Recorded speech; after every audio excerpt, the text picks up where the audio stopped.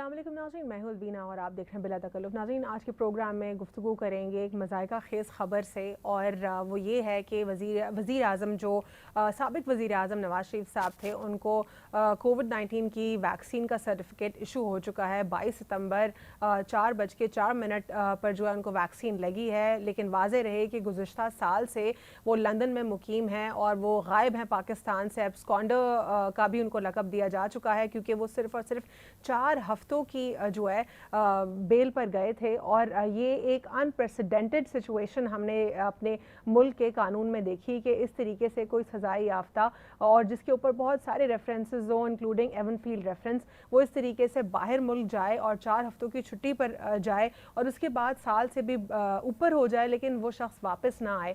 अब एक और जो है सिनेरियो हम देख रहे हैं कि उनका कोविड का सर्टिफिकेट इशू हो चुका है।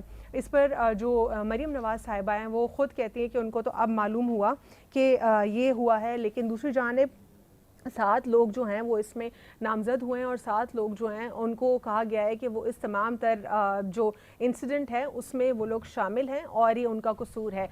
एक डॉक्टर को जो है सबसे ज़्यादा इस पर तनकीद का निशाना बनाया गया है और उनके हवाले से जो है बहुत ज़्यादा क्रिटिसिज्म सामने आ रहा है कि सबसे ज़्यादा रिस्पॉन्सिबल 7 लोगों में से वो एक पर्टिकुलर डॉक्टर हैं।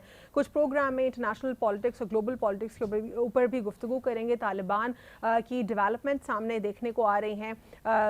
हमने ये भी देखा कि यूनाइटेड स्टेट्स जो है वो किस तरीके से जब छोड़कर गया अफ़गानिस्तान को और पूरी दुनिया में उनके हवाले से गुफ्तगू हो रही थी। अब हमने ये देखा कि यूनाइटेड स्टेट्स से उनकी फाइनेंस मिनिस्ट्री से हक्कानी नेटवर्क और तालिबान के साथ जो तमाम तर लेन देन के मामलात हैं उस पर अग्रीमेंट हुआ है कि उनके साथ किए जा सकते हैं। साथ ही साथ अद्वियात का मामला और जो अशिया खुर्दनोश हैं उनका मामला, वो भी अंडर डिस्कशन यही आया कि उनके साथ किए जा सकते हैं। और उन्होंने कुछ इंटरनेशनल NGOs को भी परमिट किया कि वो कर सकते हैं और उन्होंने ख़ास तौर पर UN को भी जो है डेजिग्नेट किया कि वो सपोर्ट करें।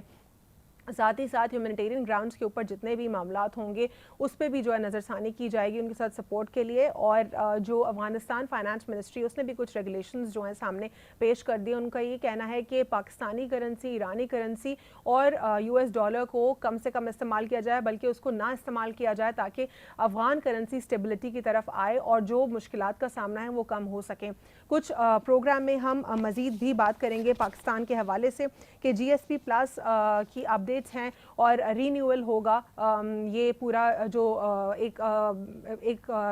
एक्सपायरी थी इसकी और पाकिस्तान ने जो है GSP+ से क्या फ़ायदा उठाया, उनका ये कहना है कि पाकिस्तान की एक्सपोर्ट्स बढ़ी हैं इसमें और एक पर्टिकुलर परसेंटेज भी वो बता रहे हैं कि वो कितनी ज़्यादा बड़ी है और इसके ऊपर डिटेल गुफ्तगू करेंगे। लेकिन एक अहम नुक्ता जिसके ऊपर हमने ज़्यादा डिटेल में गुफ्तगू करनी है GSP+ पाकिस्तान स्टेटस के हवाले से कि उन्होंने जनरली गुफ्तगू तो की है, लेकिन पाकिस्तान के कुछ एरियाज़ को जो उन्होंने टारगेट किया, जिस तरह मीडिया, फ्री मीडिया होना चाहिए, चाइल्ड लेबर नहीं होना चाहिए और कुछ इशूज़ के ऊपर उन्होंने गुफ्तगू की। तो ये सवाल ज़ेर बहस ज़रूर होगा कि मीडिया फ्रीडम की जो बात करते हैं वो वेस्टर्न मीडिया के लोग, उनका मीडिया कितना आज़ाद है, हमारा मीडिया तो आज़ाद है या नहीं, इसकी भी डिबेट हमारे मुल्क में होती है। लेकिन असल में आज़ाद कौन है और कौन नहीं, इसके ऊपर भी डिस्कशन करेंगे। वो वेस्टर्न मीडिया जो फ़लस्तीन के हवाले से और कश्मीर के हवाले से बिल्कुल भी वोकल नहीं है, क्या वो हमें लेक्चर देंगे? हमारे साथ प्रोग्राम में मौजूद हैं ख्वाजा नवीद साहब, रिटायर्ड जस्टिस हैं और वकील भी हैं, हमारे मुल्क के बड़ा नाम है वकला बिरादरी में। उनको प्रोग्राम में खुशामदीद कहते हैं। अस्सलाम वालेकुम सर। वालेकुम सलाम सर, आज तो बहुत बहुत शुक्रिया प्रोग्राम में शिरकत करने के लिए, क्योंकि आज आपकी तबीयत भी ठीक नहीं है। उम्मीद करते हैं कि नेक्स्ट प्रोग्राम तक इंशाल्लाह ताला आपकी तबीयत बेहतर होगी। सर, प्रोग्राम में सबसे पहले मज़ाइका ख़ेज़ ख़बर को ज़ेर बहस लाएंगे। मरियम बीबी कह रही हैं कि मज़ाइका ख़ेज़ ख़बर है, लेकिन टेक्निकली वाकई बहुत मज़ाइका ख़ेज़ है कि 22 सितंबर को 4:04 पर उनका वैक्सीनेशन कार्ड इशू होता है। 7 लोगों के ऊपर इल्ज़ाम आता है कि 7 लोग जो हॉस्पिटल का अमला है वो इसमें जो है शामिल है। ये कैसे हुआ? क्या उनके खिलाफ साजिश हो सकती है ये या करवाया गया है? ये जो लोग 7 लोग हैं जिनको भी इल्ज़ाम लगाया गया है, जो इन्वेस्टिगेशन या इंक्वायरी में इनके नाम आए हैं, तो इनको 23 मार्च या 14 अगस्त को तमगे देने चाहिए पादरी के जी कि इस मुल्क में आज भी ऐसे लोग मौजूद हैं तालीम याफ्ता जो गवर्नमेंट की नौकरियों में मौजूद हैं और तनख्वाह भी ले रहे हैं और इस तरह के बोल्ड फैसले कर देते हैं। किसी ने दस्तखत किए होंगे, किसी ने एंट्री की होगी, किसी ने नंबर अलॉट किया होगा, किसी ने उसको दादरा में डाला होगा।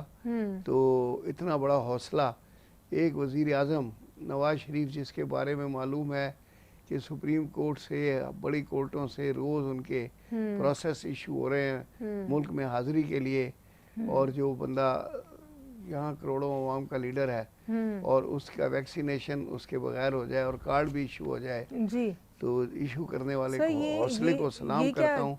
क्या सर ये उनके खिलाफ आपको लगता है कॉन्स्पिरेसी भी हो सकती है या ये करवाया गया उनकी तरफ से? नहीं, ये इसको यूं भी कहा जा सकता है उनकी तरफ से। ये भी हो सकता है कि कुछ लोग ये जो साबित करना चाहते हैं कि हमारा डाटा सिस्टम जो है सारा जाली है जी, और ये फेक एंट्रीज हम करके जी, और फाइल का पेट भर रहे हैं जी, तो उन्होंने ये दिखाने के लिए साबित किया कि देखिए एक बंदा 2 साल से लंदन में बैठा है ऑन रिकॉर्ड और उसका भी सर्टिफिकेट बन रहा है। जी, तो जब इतने बड़े आदमी का सर्टिफिकेट जाली बन सकता है तो एरा गैरा नथु खैरा का तो आराम से बन जाएगा जी, जिसको कोई जानता ही नहीं है, वो जी, डिटेक्ट भी नहीं होगा जी, और वो लेके हर जगह घूम रहा होगा क्या है वैक्सीनेटेड, जी, बड़े रोब से पर्स में से निकाल के कार्ड पेश करेगा, जी, कहेगा आई एम वैक्सीनेटेड, वो जहाज में भी बैठ जाएगा, जी, जहाँ जाना है उसको इस्तेमाल करेगा उस कार्ड को। जी, तो हमारे कार्ड की वैल्यू ख़त्म करने के लिए ये इस तरह का किया गया है। जिस तरह एक ज़माने में हांगकांग से ये डॉलर्स में पे ऑर्डर्स और ट्रैवलर्स चेक्स जाली इशू होते थे, तो बाहर मुल्कों में जब इनका ट्रैवलर चेक पेश किया जाता था तो दुकानदार भी नहीं लेता था, वो वापस कर देते थे। वो कहते थे it is subject to verification, यानी वो एक अफवाह फैला दी जाती है कि यहाँ का असली नहीं है। तो इसी तरह हमारा वैक्सीनेशन कार्ड कोई देखेगा तो फेंक देगा, जी, वो कहेगा इनका तो नवाज शरीफ का बन जाता है, जी, तो इसको कोई इज्जत ही नहीं दी जाएगी। जी, तो यानी ये ऑथेंटिसिटी के ऊपर सवालात इस पे बहुत ज़्यादा इसकी खड़े कर दिए क्रेडिबिलिटी के गए। ऊपर बहुत ज़्यादा सवालात आ सर जाएंगे। यही जो आपने अभी क्वेश्चन रेज किया, यही क्वेश्चन पर्टिकुलरली इंटरनेशनल आर्टिकल्स में भी ऑलरेडी जो है इस पर डिबेट हुई है, और उसमें सिर्फ पाकिस्तान नहीं, उसमें बहुत सारे कई ममालिक का भी जिक्र किया गया कि वहाँ पर यही चीज़ हो रही है कि अनवैक्सीनेटेड लोग किस तरीके से फेक वैक्सीनेटेड कार्ड्स बनवा रहे हैं और ये क्या प्रोसेस है। लेकिन अनफॉर्चुनेटली इस केस के बाद ज़रा ज़्यादा अपेरेंट हो गया कि पाकिस्तान में भी ऐसा हो रहा है, इस लेवल पे हो रहा है कि प्राइम मिनिस्टर का भी जाली बन जाता है। जी, तो ये तो बनाने वाला जो है बड़ा उसको तमगा देना चाहिए। जी, शुक्र है उसने वैक्सीनेशन का कार्ड बनाया, जी, अगर डेथ सर्टिफिकेट बना देता तो सारे कोर्टों से केस ही ख़त्म हो जाते। जी, वो सर्टिफिकेट के ऊपर लिख के दे देते कि भाई बंदा फौत हो गया। तो सर बड़ा ही होशियार आदमी था जी, जिसने ये बनाया है। सर एक और यहाँ पे जो है क्वेश्चन जिसके ऊपर ज़रूर गुफ्तगू होनी चाहिए कि 4 हफ्तों की ज़मानत मिलने पर वो इलाज के लिए गए थे, ह्यूमैनिटेरियन ग्राउंड्स के ऊपर गए थे। वफाक का ये कहना था कि अगर हम इनको ये नहीं अलाउ करते तो ये कहते कि हमारे साथ तो जुल्म हो रहा है और हुकूमत जो है वो जान लेने का सोच रही है नवाज शरीफ साहब की। वो तो हो गया, अब 4 हफ्तों की ज़मानत जो उनको मिली, साथ ही साथ उनके जो वो वारंट्स निकले गए उस वक्त निकाले गए थे, वो नाकाबिल ज़मानत वारंट्स जारी किए गए थे। तो ये जो तमाम तर प्रोसेस है ये हमारे जुडिशल सिस्टम को कितना पहले क्वेश्चन भी करता बहुत है। बहस हो चुकी है कि जैसे वो हमारे पायलटों की सर्टिफिकेट्स चेक हो रहे हैं कि वो सही पायलट है कि नहीं है। किसी ने बड़ा अच्छा कहा था कि इंग्लैंड के डॉक्टरों के भी सर्टिफिकेट चेक करो कि वो 4 हफ्ते से ऊपर हो गए हैं, एक मरीज सही नहीं कर सके, हमने यहाँ से भेजा था ठीक कराने के लिए और उसको वो सेहतयाब नहीं कर सके, तो इन डॉक्टरों के भी सर्टिफिकेट चेक किए जाएं। जी, तो ठीक है, हाँ, ठीक है, इनकी डिग्रियां चेक करें कि असली डॉक्टर्स के डिग्रियां साथ और हैं नाकाबिले ज़मानत कि वारंट्स लंदन के के ऊपर भी। डॉक्टरों की डिग्रियां असली हैं कि नहीं है, ये भी चेक करें। जी, इतने दिनों में तो हमारा होम्योपैथिक डॉक्टर भी ठीक कर लेता है जी, और हमारे हकीम भी ठीक कर लेते हैं जो उधर पुराने बाजार हकीमा में बैठे हुए हैं जी, लाहौर बाटी के इलाके में, वो भी ठीक कर देते हैं। जी, ठीक है सर। हम एक ब्रेक पर जाएंगे और ब्रेक के बाद जब हम वापस आएंगे तो फिर तालिबान के हवाले से कुछ गुफ्तगू करेंगे। अब क्योंकि अपनी हुकूमत को वो जो है फॉर्म कर रहे हैं, बहुत सारे इश्यूज़ हैं वहाँ पर। फाइनली यूनाइटेड स्टेट्स की तरफ से जो है उनको कुछ परमिशन, उनके फाइनेंस मिनिस्ट्री की तरफ से परमिशन ग्रांट की गई है कि वो लेन देन के मामलात कर सकते हैं। साथ ही साथ बहुत सारे एरियाज़ को भी उन्होंने क्लियरली डिफाइन किया और इंटरनेशनल एंटाइटीज़ को भी कहा है कि इनके साथ सपोर्ट करें। इसके ऊपर डिबेट करेंगे after short break. Stay with अस।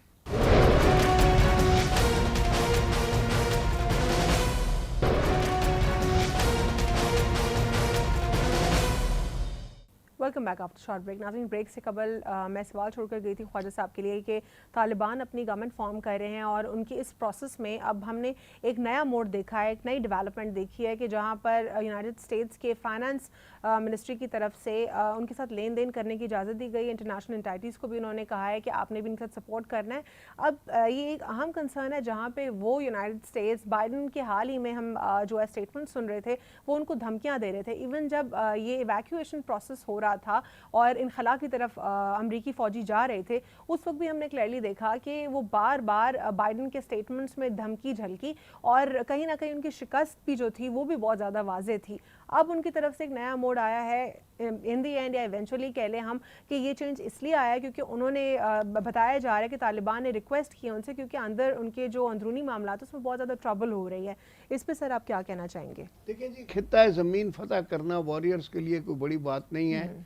वो ज़मीन फतह कर लेते हैं, उनके पास असला होता है, लश्कर होता है और वो जीत भी जाते हैं। उसके बाद जो मेन काम होता है हुकूमत बनाना और हुकूमत चलाना और उस हुकूमत को दूसरे अक़वाम से तस्लीम करवाना और उनके साथ तिजारत और लेन देन करना।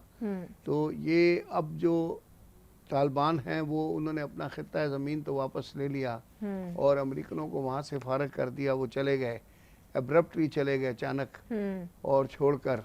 तो अब इनके ऊपर बहुत से चैलेंजेस हैं, इनको हुकूमत बनानी है, फिर बनाकर चलानी भी है।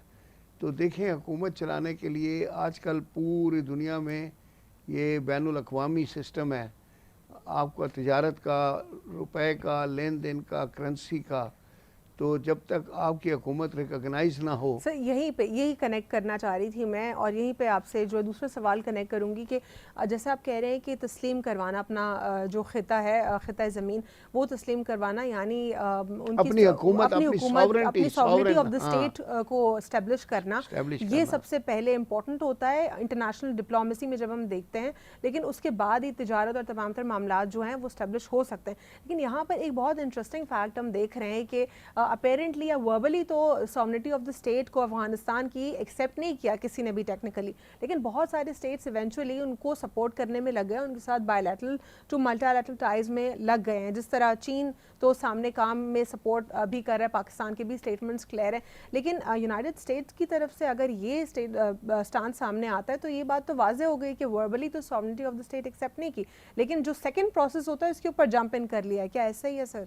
ये आपने सही है, मतलब डायरेक्टली नहीं कर रहे तो इनडायरेक्टली वही काम कर रहे हैं जो डायरेक्टली नहीं, जो दूसरे स्टेप में किया जाता है। जी, जी जी, ये हमारे यहाँ लॉ में प्रोपोजिशन भी है कि what you can not do directly you can not do indirectly.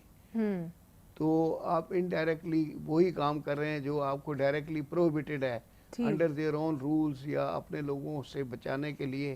तो उनमें इतनी अखलाकी जरूरत नहीं है कि वो डायरेक्ट ये कहें। तो इनडायरेक्ट वो ट्रेड भी हो रही है जो अभी आपने न्यूज़ बताई है, जिसमें उन्होंने ये कहा है कि बाकायदा लेन देन किया जा सकता है दवाइयों का और उनको दी जा सकती हैं, फिर उनको री एक्सपोर्ट करने की इजाज़त भी दी गई है, मंगवा कर फिर वापस भी भेज दें। तो यानी ड्यूअल एक्शन अलाउ कर रहे हैं, एक तरफ मंगवाने की इजाज़त है, फिर दोबारा री एक्सपोर्ट करने की है। वो अपनी समझ में नहीं आई बात कि मंगवा कर फिर वापस भेजने का क्या तरीका है। ये तो ऐसे ही है जैसे हम पाकिस्तान में पहले गंदन एक्सपोर्ट कर देते हैं फिर बाद में ख़रीदते हैं। तो ये फिर वो किस तरह कर रहे हैं। लेकिन इजाज़त देते वक्त जिस अफसर ने भी इजाज़त का नामा साइन किया है उसने कहा दोनों एक ही दफ़ा में साइन कर दें ताकि फिर बार बार ना करना पड़े और वजाहत ना करनी पड़े। तो उन्होंने उस नोटिफिकेशन जो आपने बताया है उसमें ये भी लिखा है कि उनसे ली जा सकती हैं दवाइयाँ और चीज़ें और उनको दी भी जा सकती हैं और फिर वापस भी ली जा सकती हैं। तो वही बात है कि डायरेक्टली जो चीज़ें नहीं कर रहे तो वो इनडायरेक्टली कर रहे हैं। जी, कुछ लेन देन की इजाज़त वाशिंगटन की जानिब से तालिबान के साथ देने का ये इक़दाम अफ़गानिस्तान की जानिब से कहा जा रहा है कि मुतादिद मुतालबात के बाद उठाया गया है। लेकिन आपको लगता है कि अगर वो ये मुतालबात ना उठाते तो भी टेक्निकली यही जो है अमेरिका को करना होता आगे? वो फैसिलिटेट कर रहे हैं, उनका मकसद ये है कि ये एक नेशन है नई तो इस्टेब्लिश हो जाए और जब तक इनकी रिकॉग्निशन नहीं हो रही तो ये कम से कम वहाँ के जो अवाम है उनको दवाइयाँ ही मिल जाएं और जो चीज़ें सहूलतें हैं वो मिल जाएं। जी ये ह्यूमैनिटेरियन ग्राउंड्स के ऊपर ये काम किए जा रहे हैं जी ऑल ओवर द वर्ल्ड। ठीक तो उनको सपोर्ट किया जा रहा है इनडायरेक्टली। ठीक है सर। इसमें जो इंटरनेशनल ऑर्गेनाइजेशंस हैं, एनजीओज़ हैं, इवन यूएन है, उसके हवाले से भी कहा गया है कि आपने भी इनके साथ सपोर्ट करना है। और फिर जो अमेरिका के कुछ country statements on end of आते रहते हैं, तो फिर आखिर जो इंटरनेशनल कम्युनिटी है वो कहाँ किस चीज़ को परसीव करे, क्या अमेरिका के इस स्टांस को या जो ऑन एंड ऑफ पेश किया जाता है अमेरिका का? अब ये है कि ह्यूमैनिटेरियन ग्राउंड देखें, यूएनओ तो उस वक्त तक इनकी मदद नहीं कर सकती जब तक कि ये यूएनओ के मेंबर ना बने। इनको मेंबर बनाने के लिए भी वहाँ को रेजोल्यूशन पास करना होगा और पहले कई ममालिक इनको पहले रिकॉग्नाइज करेंगे इनकी हुकूमत को, फिर ये बाकायदा एज ए सेपरेट कंट्री वहाँ पे मेंबरशिप ले सकते हैं। एक दफ़ा मेंबर बन जाएंगे तो फिर पूरी दुनिया की मुराद, फिर वर्ल्ड हेल्थ ऑर्गेनाइजेशन भी आ जाएगी फॉरवर्ड आगे, सारा कुछ इनको तमाम मदद मिलनी शुरू हो जाएगी। अभी तो बेसिक चीज़ इनकी अपनी रिकग्निशन है। तो चंद दोस्त ममालिक जिन्होंने पहले इनकी मदद की है तो वो इनडायरेक्टली इनको रिकग्नाइज करके चला रहे हैं, जिसमें चाइना भी शामिल है, आपने जिक्र किया पाकिस्तान का भी। तो अप्रेंटली अगर हमारी तरफ से कोई ऐलान तो नहीं है, लेकिन हमारी हरकत, लेकिन जो वज़ीर आज़म खान साहब सर्कमस्टेंशियल एविडेंस है कि we are helping them to establish their government, और वो अपनी इंडिपेंडेंट गवर्नमेंट बना लें, हम उनकी मदद कर रहे हैं। मतलब हम उनके बही खौफ में से हैं, यानी हम वो हैं जो कि उनके लिए बेहतरी चाहते हैं।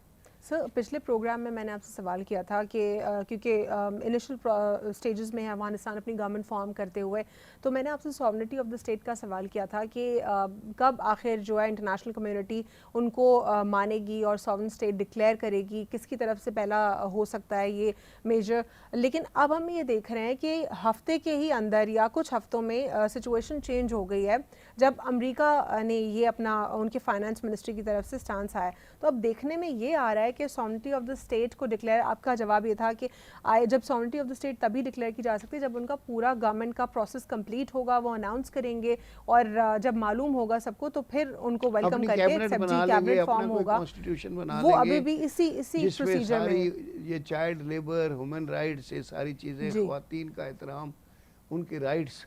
जी तो सर लेकिन ये अभी प्रोसेस में है, वो ये जो सारा प्रोसीजर है अभी तक उनका कंप्लीट नहीं हुआ। लेकिन हमने मीनवाइल देखा है कि यूनाइटेड स्टेट्स की तरफ से एक बिल्कुल ही मुख्तलिफ एक एक्शन ले लिया गया है और उनको अपने आप को इस्टेब्लिश करना है ऑन इंटरनेशनल स्टैंडर्ड्स। जो इंटरनेट देखें, आप कोई प्राइवेट क्लब भी ज्वाइन करने जाते हैं, मेंबर बनने के लिए अप्लाई करते हैं, तो उस क्लब के अपने रूल्स होते हैं कि आपको टाई बांध के जाना है, आपकी शर्ट बाहर नहीं होनी चाहिए, आपके शूज में मोजे भी होने चाहिए।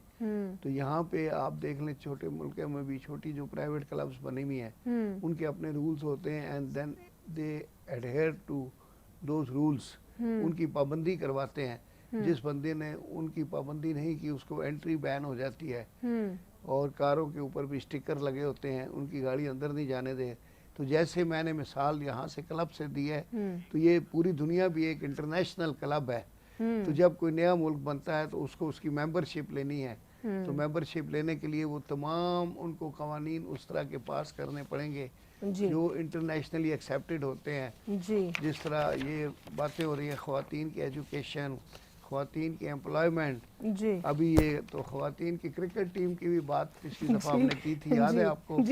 तो उन्होंने फुटबॉल टीम तो अलाउ कर दी है और क्रिकेट की अलाउ नहीं की। मेरी समझ नहीं आता कि उनको क्या समझ आता है कि क्रिकेट में खड़े होकर खातून छक्का लगाती है तो वो शायद उनको अच्छा नहीं लगता और वो पैर से ठुडा मार के फुटबॉल को भगाती है उसमें शायद इस्लाम हर्ट नहीं होता। आई डोंट नो वो क्या उनकी स्ट्रेटजी है। ये भी सोचने का है कि ठुडा मारना अलाउड है और छक्का नहीं मार सकती। ठीक है सर, अभी इसमें तो क्या उनकी अप्रोच है वो हमें समझ नहीं आई। मैं समझता हूँ हाथ उठा के कैच नहीं कर सकती, शायद इसलिए बॉल कैच करने में कोई सर एक्सपोजर शायद ज्यादा होता है, शायद थोड़ा बहुत एक्सपोजर ज्यादा हो लीनेंसी, जाता है। हाँ लीनेंसी देना चाह रहे हैं क्योंकि ताकि उनकी आवाम की तरफ से भी प्रेशर ज़्यादा ना आए। आपको पता है कि आवाम भी जो उनकी उनकी आधी अपनी आवाम है आवाम जो है वो प्रो भी है, मजहबी, आधी एंटी है, तो उसमें यह है कि दोनों को केटर करने का शायद सोच रहे हैं कि शायद किस तरीके से बैलेंस इन बिटवीन हम कुछ रास्ता आधा निकाल सकें। तितर आधा बटेर। जी सर, ईरान ने भी शायद यही पॉलिसी अपनाई है ऑलमोस्ट। सर इसका क्विकली एक लाइटर नोट पे हम गुफ्तगू कर रहे थे, इसका जवाब दे दीजिएगा, लेकिन हम मज़ीद जो प्रोग्राम में गुफ्तगू करेंगे वो GSP+ स्टेटस के हवाले से गुफ्तगू करेंगे पाकिस्तान के, और ये जानने की कोशिश करेंगे कि आखिर पाकिस्तान को ही क्यों डिक्टेट करने की कोशिश की जाती है और जो बाकी ममालिक हैं उनको क्यों डिक्टेट करने की कोशिश नहीं की जाती। After short break.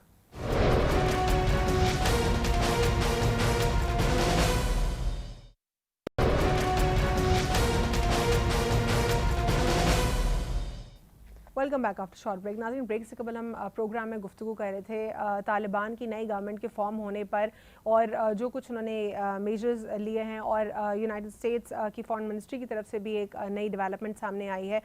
हम ये भी गुफ्तगू कर रहे थे, कुछ लाइटर नोट पे गुफ्तगू कर रहे थे ख्वाजा साहब कि शायद पता नहीं क्या सोचकर तालिबान ने फ़ुटबॉल की इजाज़त दी है और क्रिकेट की नहीं दी। शायद फिर बाद में उनका जवाब ये भी आया कि शायद वो बैलेंस करना चाह रहे हैं इन बिटवीन, और ईरान जैसी क्या कोई पोजीशन देखने को आएगी। फिर हम आगे मौजू की जाने पड़ेंगे सर। तो सर ईरान, आपको लगता है कि ईरान जैसी, मुझे ईरान का नहीं पता एग्जैक्टली उनका क्या किस लिमिट तक उन्होंने अलाउ किया हुआ है जी, तो वहाँ भी बहुत ज़्यादा मजहबी रुझान है जी, और तालिबान का तो खैर बहुत एक्सट्रीम पे है।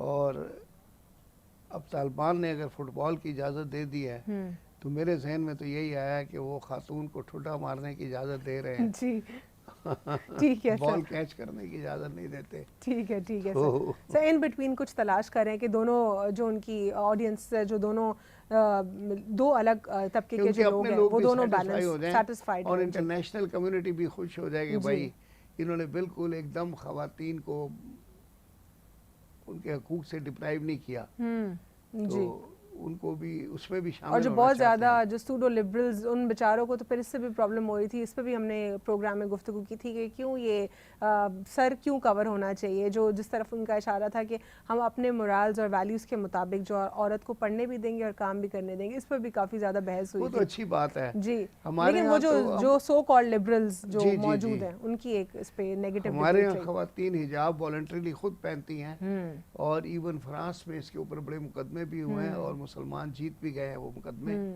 और अब तो एक यूरोप में जज है खातून जो हिजाब पहन के जज बन गई है। सर मेरे जैसी अगर मॉडरेट ख़वातीन इसके ऊपर गुफ्तगू करती हैं तो उनको हिपोक्रेसी का लोग लेबल दे देते हैं कि ये क्या बात हुई, आप कैसे डिफ्रेंशिएट कर देती हैं स्टैंडर्ड्स को, कि कहीं पे आप कवर करती हैं अपने आप को, कहीं पे जिस तरह अपने काम के दौरान यू डोंट कवर योरसेल्फ, इसको लोग हिपोक्रेसी में ले रहे होते हैं। क्या हिपोक्रेसी अपने दीन को सपोर्ट करना, कहना है कि मैं शायद नाअहल हूँ इतनी ज़्यादा इस मामले में, लेकिन इस चीज़ को तस्लीम करना, क्या ये हिपोक्रेसी लगती है आपको? हिपोक्रेसी तो देखिए कुछ जॉब की ज़रूरियात होती है, कोई वक्त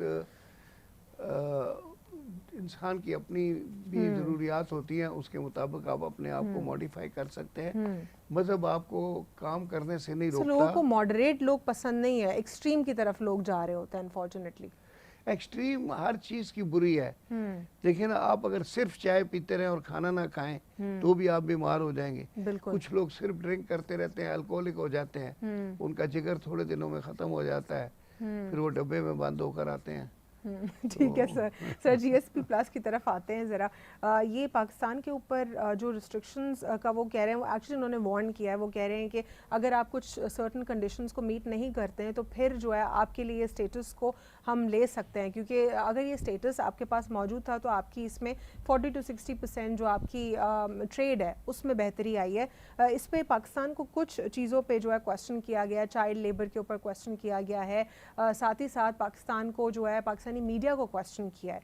क्या कहेंगे आप इस पर? बस इस पर तो वो हम जब कॉलेज में डिबेट्स करते थे तो उसमें शेर पढ़ा करते थे, आके जो स्पीकर्स होते थे वो डिबेटर्स, वो कहते थे आप खुद अपनी अदाओं पे ज़रा गौर करें, हम अगर अर्ज करेंगे तो शिकायत होगी। तो अब वो जो हमको कहते हैं कि मीडिया को आज़ादी दो, तो हम उनसे पूछ नहीं सकते कि आपका मीडिया कितना आज़ाद है। अभी आपने पॉइंट आउट किया वो कश्मीर में होने वाला जुल्म नहीं दिखा सकते, इसलिए कि वो भारत को नाराज नहीं कर सकते जी। भारत में उनका मिलियंस ऑफ डॉलर्स का स्टेक है। तो इतने बड़े बड़े चैनल्स हैं, BBC, CNN, अगर वो एक दफ़ा दिखा दें कश्मीर का जुल्म तो सर वॉयलेंस, करेक्ट, बिल्कुल। जिस तरह ये पॉइंट जो है, जिस तरह वॉयलेंस की आपने बात की कि भारत को ये नाखुश नहीं कर सकते हैं, वॉयलेंस बरकरार है फ़लस्तीन में भी, और बहुत सारी स्टेट्स हैं, रोहिंग्या में भी, फिर उसके अलावा कश्मीर में भी, ये सारा वॉयलेंस नहीं दिख रहा किसी को। हमारे तो फॉरेन मिनिस्टर ने, शाह महमूद कुरैशी साहब ने, वो कौन थी CNN की एंकर थी, उसको क्लियर बता दिया, एंटी सेमिटिक जो उनको लेबल उन्होंने कर दिया। कहा कि आप बायस्ड हैं और वो फ़लस्तीन में होने वाला जुल्म नहीं दिखाते जी। और बड़ी नाराज़ हो गई थी वो उस बात पे। लेकिन शाह महमूद कुरैशी साहब ने शायद ये डिप्लोमेसी का तरीका था, वो इतने ज़्यादा हार्श नहीं हुए जितना उनको होना चाहिए था। मेरे हिसाब से इतने अच्छे जवाब नहीं दिए उन्होंने उनको। सर जितना वो बार बार उनको फोकस कर रही थी और बार बार जो वो एंटी सेमिटिक उनको लेबल कर रही थी, तो शाह साहब को एक ये बात कह देनी चाहिए थी कि एंटी सेमिटिक हो जाते हैं वो शख्स जो आपको आपका रूप दिखा देते हैं, और वो लोग उनको क्या कहेंगे आप जो मुसलमानों के साथ जुल्म करें, वो क्यों नहीं बोलती हैं आप? ये जरा नहीं, शाह साहब ने बड़ा स्टैंड लिया, बड़ा अच्छा किया। अच्छा, आप सैटिस्फाइड हैं? I am very happy. हाँ, ही डिड इट। कुछ लोगों ने क्रिटिसाइज भी किया, लेकिन I was happy, he did well. और वो जिस तरह आप बता रही हैं, फिर वो ज्यादा करते तो फिर एक्सट्रीम हो जाता, कुछ प्रॉब्लम होता, हाँ, फिर मसला हो जाता। ठीक, पूरा वर्ल्ड देख रहा होता है, असल में जिसके हाथ में कैमरा होता है वो शेर होता है कि वो सामने वाले को गिदड़ बना देता है कि वो बंदा बोल नहीं सकता, कि जितना ज्यादा बोलेगा उतना फंसता जाएगा। हर चीज़ रिकॉर्ड हो रही होती है। तो शाह साहब इसमें कॉन्शियस थे और वो बहुत लिमिट्स में उन्होंने उसको डांटा अच्छी तरह।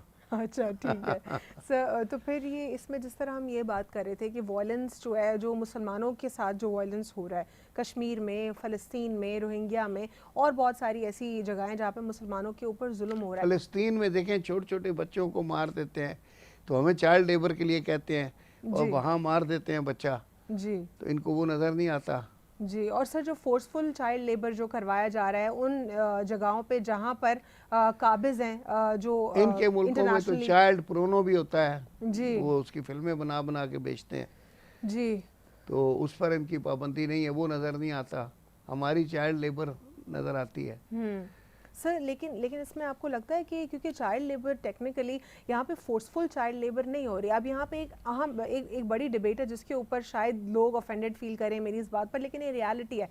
हम चाइल्ड लेबर को, जो हमारे मुल्क के इश्यूज़ हैं, प्रॉब्लम्स हैं, उसको शायद स्टेट अगर रोकना भी चाहे तो स्टेट रोक नहीं सकती। उसका प्रॉब्लम ये है कि यहाँ पे पेरेंट्स खुद वॉलंटरीली अपने बच्चों को भेजते हैं जी नौकरियां करवाने के लिए घरों में जी। तो सर इसमें आखिर स्टेट क्या पंजाब में तो एक बहुत बड़ा तबका है जो अपने बच्चे ठेके पे दे जाता है, सालाना फीस लेके उनके पेरेंट्स चले जाते हैं कि उनका ये होता है कि ये काम भी करता रहेगा, पलता भी रहेगा। जी बिल्कुल। तो अगर अच्छा घराना मिल जाता है तो बच्चे की किस्मत अच्छी होती है, तो वो सेट रहता है और आवारागर्दी से बच जाता है और पल भी जाता है जी। हमने देखा है। अब सर कल्चर्स की भी वेरिएशंस हैं, कल्चर्स में भी डिफरेंसेस हैं। जिस तरह यहाँ पर एक मिडिल क्लास में भी जो है मेड्स होंगी, वो काम करने के लिए हेल्पर्स होंगे, लेकिन अगर इंटरनेशनली हम देखते हैं तो वहाँ पे बाज़ औक़ात ये भी होता है कि बहुत ज़्यादा जो एलीट्स होते हैं उनके पास भी इतने ज़्यादा जो है हेल्पर्स नहीं होते हैं, सपोर्टिंग स्टाफ नहीं होता है। तो ये तो एक कल्चरल डिफरेंस भी आ जाता है, हमारा डिपेंडेंसी या फिर अफोर्डेबिलिटी के मामला भी आ जाते हैं। तो यहाँ पर तो चाइल्ड लेबर को ख़त्म करना कैटेगोरिकली एक प्रैक्टिकल चीज़ नहीं दिखाई दे रही। दूसरी जाने वॉयलेंस की बात आती है तो क्या पाकिस्तान ये क्वेश्चन कर सकता है इंटरनेशनली कि आखिर आपको ये कौन सा वॉयलेंस दिख रहा है, कितने प्रोपोर्शन में दिख रहा है आपको, वो जो इंटरनेशनली वॉयलेंस हो रहा है मुसलमानों के ऊपर, वो क्यों नहीं दिख रहा? क्या इस पर स्टैंड लेना चाहिए पाकिस्तान को? वो ये नहीं ले सकते ना स्टैंड हम। वो बात ये है कि वो हमें कमज़ोर समझते हैं, अगरचे हम एटमी कुव्वत हैं जी, लेकिन पता नहीं उनको हमारी एटमी कुव्वत नज़र नहीं आती। सर लास्ट मिनट रह गया, मीडिया के ऊपर भी कमेंट कर दीजिए। पाकिस्तान के मीडिया को भी क्वेश्चन किया जा रहा है, कौन सी जो है पाबंदियां हैं, हर बात तो हम कर देते हैं। हमारा मीडिया बहुत आज़ाद है और इसका क्रेडिट जाता है पिछली हुकूमत परवेज़ मुशर्रफ को, जो इतने चैनल्स के लाइसेंस देकर गए हैं और सबको आज़ादी दी है। और माशाल्लाह आज हमारे मुल्क में भी मीडिया आज़ाद है। और अब ये जो क़वानीन नए लाने की कोशिश कर रहे हैं, इसको पूरे हमारे सहाफ़ी बरादरी जो है वो रेजिस्ट कर रही है और मुल्क गिर इसके ऊपर एहतजाज हो रहे हैं जी। तो ये चीज़ साबित करती है कि हमारे यहाँ मीडिया आज़ाद है, क्योंकि हमारे लोग उसकी आज़ादी को बरकरार रखना चाहते हैं। तभी जो है वो तभी प्रोटेस्ट तो कर रहे हैं इस पे। एजिटेशन हो रहा है। नए कवानीन को काले कवानीन कहा जा रहा है, उनको नहीं लाने दे रहे और इंशाल्लाह नहीं आएंगे। ठीक है, बहुत बहुत शुक्रिया सर प्रोग्राम में शिरकत करने के लिए। प्रोग्राम को कंक्लूड करेंगे और मैं मीडिया की आज़ादी के हवाले से कुछ कहना चाहूँगी। अगर मीडिया पाकिस्तान का आज़ाद नहीं है तो मेरे ख्याल से शायद कोई भी मीडिया जो है आज़ाद नहीं है, क्योंकि पाकिस्तान में शायद अनफॉर्चुनेटली ज़रूरत से ज़्यादा आज़ादी दी गई है मीडिया को, और मीडिया कभी कभार जो अपनी हदें भी पार कर जाता है। जब तक स्टेट इंस्टीट्यूशंस की अगर हम बात करते हैं तो उनको भी मलाइन कहीं ना कहीं कर देता है, और सेंसिटिव मामलात के ऊपर भी पाकिस्तानी मीडिया कभी कभार डिसेंसिटाइज दिखाई देता है। तो इस बात का खुला सबूत है कि पाकिस्तानी मीडिया कम्प्लीटली फ्री है और फ्रीडम ऑफ स्पीच भी बरकरार है। लेकिन साथ ही साथ हर मीडिया पर्सन के ऊपर ये जिम्मेदारी आयद होती है कि वो इस्लामिक कोड ऑफ कंडक्ट से चले, यानी कि सच्ची खबर के ऊपर यकीन रखे और सच्ची खबर को ही आगे फैलाए। आज के लिए इतना ही। अल्लाह हाफ़िज़। God bless you all.